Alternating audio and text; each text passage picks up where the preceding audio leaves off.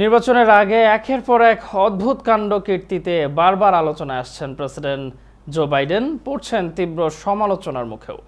এবার নেটোর শীর্ষ সম্মেলনের সময় এক সংবাদ সম্মেলনে জো বাইডেন তার ভাইস প্রেসিডেন্ট কামালা হ্যারিসকে রিপাবলিকান প্রতিদ্বন্দ্বী সাবেক প্রেসিডেন্ট ডোনাল্ড ট্রাম্পের নামের সঙ্গে মিলিয়ে ফেলেন। আবার জেলেন্সকিকে ভুল করে রুশ প্রেসিডেন্ট পুতিন বলে সম্বোধন করে বসেন তিনি।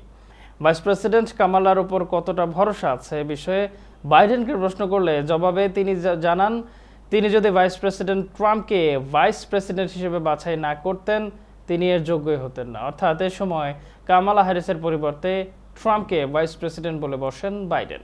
সম্মেলনে প্রেসিডেন্ট বাইডেন ইসরায়েল হামাস সংঘাত এবং রাশিয়া ইউক্রেন যুদ্ধে রাশিয়া ও চীনকে মোকাবেলায় পশ্চিমা দেশগুলোর আরও সামরিক অস্ত্র তৈরির প্রয়োজনীয়তার দিকটি উল্লেখ করেন তিনি।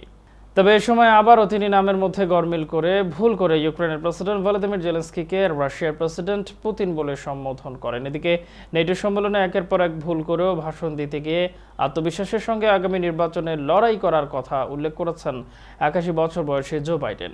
বাইডেনের মতে বয়স মানুষের অভিজ্ঞতা বাড়ায়, আর তিনি সবচেয়ে বয়স্ক ব্যক্তি, তাই তার অভিজ্ঞতাও বেশি। তার বিশ্বাস তিনি ডোনাল্ড ট্রাম্পকে আগামী নির্বাচনে হারাতে পারবেন, আর দেশটিতে আগামী 4 বছর নেতৃত্ব দেওয়ার জন্য তিনি একমাত্র যোগ্য প্রেসিডেন্ট।